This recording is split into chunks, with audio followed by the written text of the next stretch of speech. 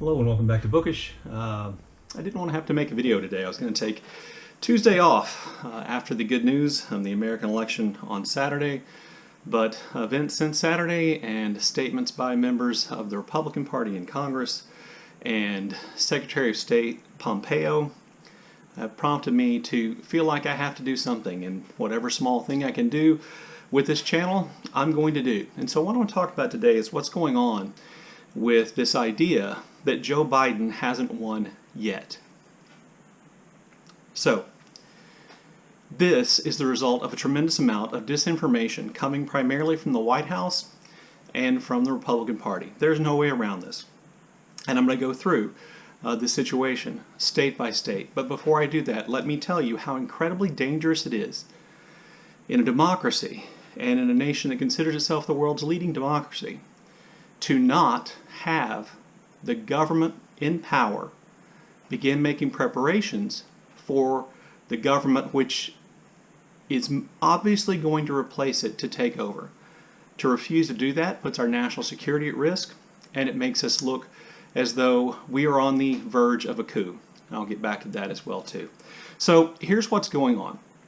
As it stands right now, Joe Biden has 273 Electoral College votes. This happened when Pennsylvania was called for Joe Biden. Pennsylvania put him over 273, and 270 Electoral College votes is what you need to be elected president.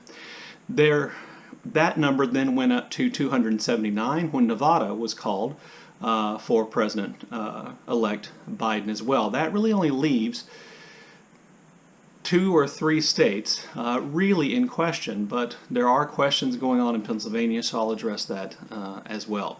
So the first state I want to talk about is Georgia. In Georgia, I believe, and I'll put a little statistical thing up here, in Georgia, Biden holds a lead of something like 12,000 plus votes, and apparently nobody in Georgia knows how many ballots they still have to count. So we don't know what percentage of whatever number of ballots that remain that Trump would have to win to overtake Biden's lead in Georgia. But certainly, as close as the election in Georgia is, it does trigger an automatic recount of the votes in Georgia. And I know that a lot of people think, well, if there's going to be a recount of the votes in Georgia, then the election really isn't decided. You need to be aware that when they tally up the votes and when they do all this adding, they are constantly recounting, they are constantly adjusting, they are constantly looking to see for mistakes they've made. So what this means is that in Georgia, for Biden to lose Georgia, if things hold as they are, and there's no reason to suspect they won't, that for Biden to lose Georgia, they would have to find they had made more than 12,000 mistakes in counting their votes. And keep in mind, most of the vote counting, tallying, is actually done by machines, not by human beings. They would have to find out that they'd had made more than 12,000 mistakes in tallying the votes. And all of those mistakes would have had to be mistakes that helped Biden. Keep in mind, when they go back and recount, they are going to find examples of people who voted twice, and they'll have to decide whether or not to prosecute them. They'll likely find ballots that somehow were mismarked, but they're going to find those things on both sides. So for every 100 mistakes there are in Biden's favor, there are likely to be 100 mistakes made in Trump's favor as well. That's just the way this goes. You know, we think about the recount that was halted in the 2000 election, where Bush was only ahead in Florida by something like 538 votes. Newspapers went back and counted all those votes, and they found out that Bush actually won by, a few dozen more votes when they counted them all up. And that was, taking into account all the mistakes made on both sides. So yes, Georgia, there will be a recount. That recount is unlikely, according to the election officials, the Republican election officials in Georgia. That recount is unlikely to show enough cases of voter fraud or mistakes to change the final count that they give. So, it's possible, incredibly unlikely. The next thing I want to talk about is Arizona. Arizona is still counting ballots, and the last I checked, Arizona has something like, I think, 60,000 ballots left. I'll put the number up over here. And Biden currently maintains a lead of around 14,000 plus ballots. At the rate, given all the ballots that are left, I think Trump has to win something like 63% of all the ballots that remain to be counted to overtake Biden. Can that happen? Yes. Does that make a difference in the outcome of the election? Only if a lot of other things happen. And keep in mind, Trump is not guaranteed to overtake Joe Biden at all. Trump is also requesting that he'll have to pay for a recount in Wisconsin, where he's behind by just over 20,000 votes. Again, keep in mind everything I said about how unlikely recounts are to result in net gains or losses of thousands of votes, and apply that to Wisconsin, where Biden has a 20,000 vote lead. And that brings me then to talking about Michigan. Of all the places that this election appears to be in dispute, Michigan is just the dumbest. Biden won the popular vote in Michigan by 149,000 popular votes, and the only way that can be undone is if Trump can prove some massive level of voter fraud.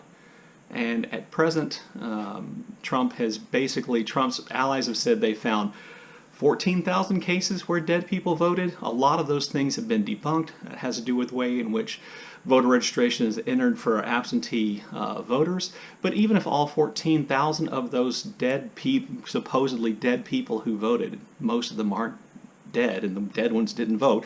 But of all those, if all 14,000 of those votes had been Biden votes, which were now erased, Biden still carries the state by 135,000 or so popular votes. That is not up in the air. Biden has won Michigan. Biden has won Wisconsin.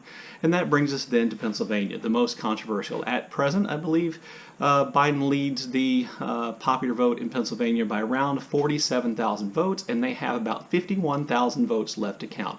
This means that for Trump to overtake Biden in Pennsylvania, he has to get something like 96% of the remaining votes to overtake Joe Biden in Pennsylvania. This is why Pennsylvania was called long ago.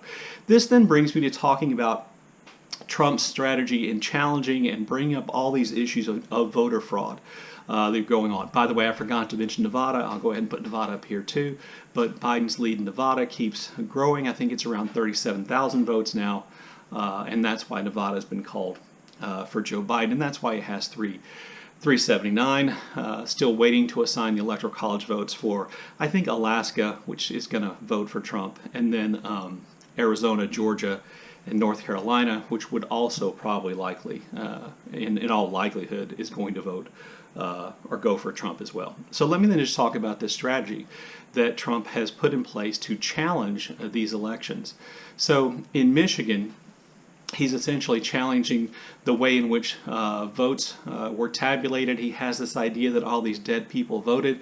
All of these things have been debunked. If you've heard anything about this computer program called Hammer and something, Trump's own government has debunked that idea that there was some kind of a program out there flipping votes.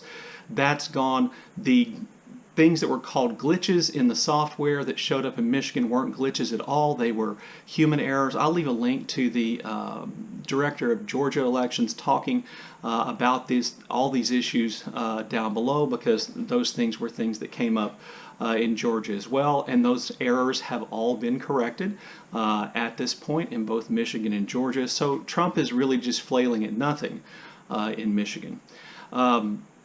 In Nevada, where he's claimed that all these dead people and out-of-state people voted, he's really only challenged a few thousand ballots, and a lot of those ballots apparently were returned by military families who were assigned away from their homes in Nevada and who quite rightly voted in Nevada. He's not challenging enough ballots in Nevada to overcome the 37,000 vote deficit that he has. And that brings me then back to Pennsylvania. Trump's got a lot of stuff going on in Pennsylvania. He claims that his Republican poll watchers, Republican canvassers who are supposed to watch to make sure votes are counted fairly, weren't allowed into the polling places. This is not true. His own lawyers have testified in court that their pollsters, their canvassers were present in Allegheny County and in Philadelphia County, and in Philadelphia where the votes were being counted. What he's saying should nullify some 300,000 votes cast by American citizens is the fact that for a while his poll watchers were kept 10 feet away instead of 6 feet. He wants to nullify 300,000 American votes for 4 feet. He's not actually saying, he has no evidence that any of those votes were illegally counted, that any of those votes were illegally cast, that there's any kind of fraud at all. He just thinks we should throw out some 300,000 American votes because his poll watchers had to stand 10 feet away and not 6 feet away.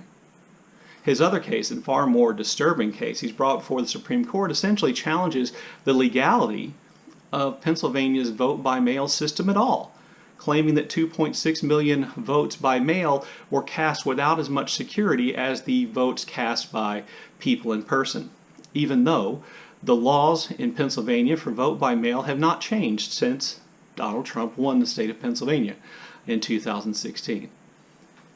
This then puts at risk anyone who's voted by mail in Pennsylvania. I know a lot of attention has been paid to the fact that the Pennsylvania Supreme Court, because of COVID, extended the deadline to receive votes by mail by 3 days after the election, and the Supreme Court has ruled that they have to separate those votes. Those votes are not reflected in Biden's lead. Biden has a lead of 47,000 votes in Pennsylvania without those votes that came in afterwards.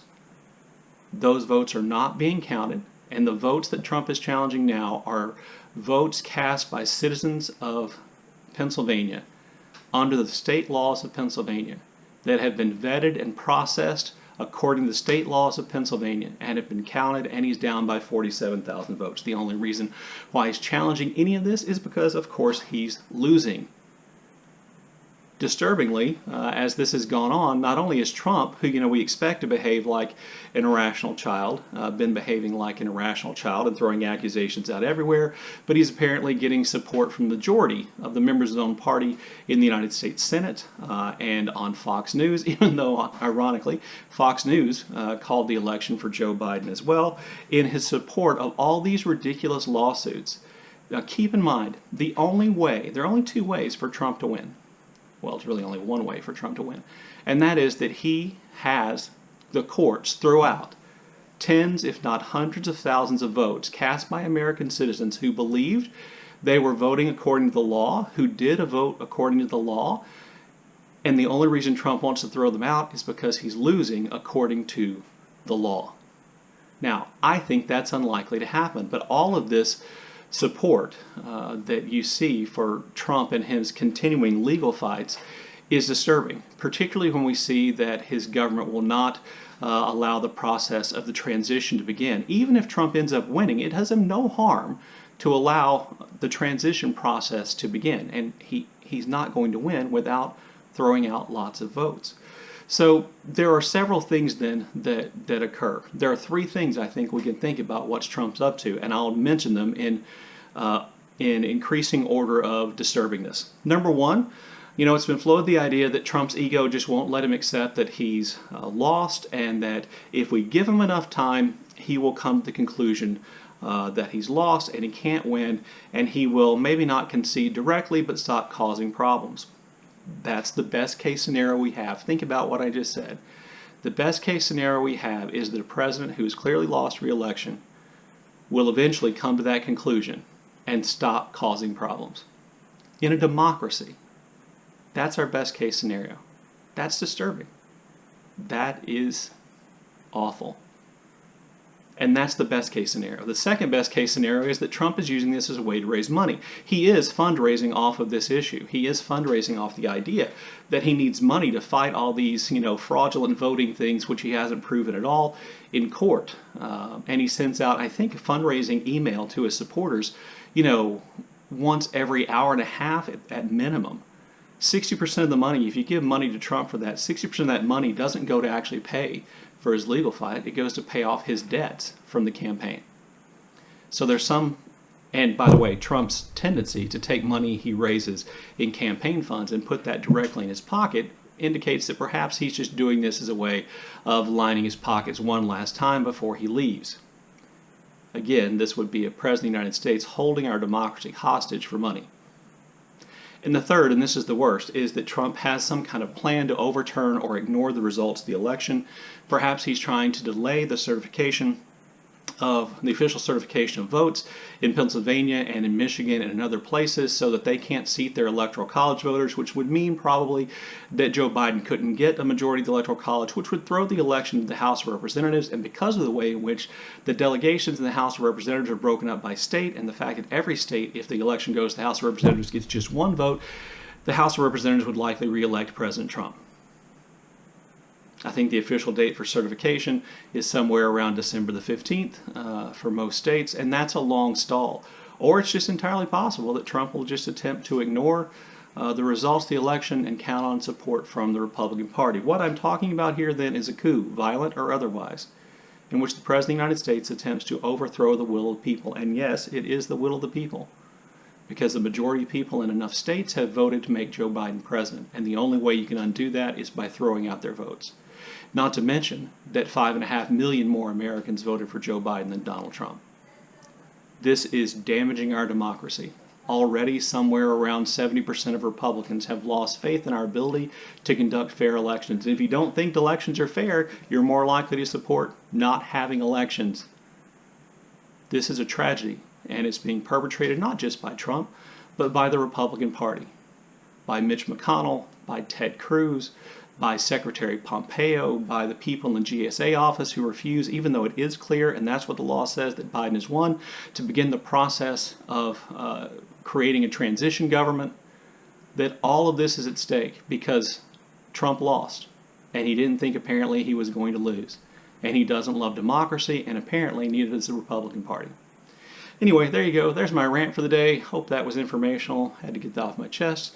Look forward to your comments in the comment section below. As always, thanks for watching.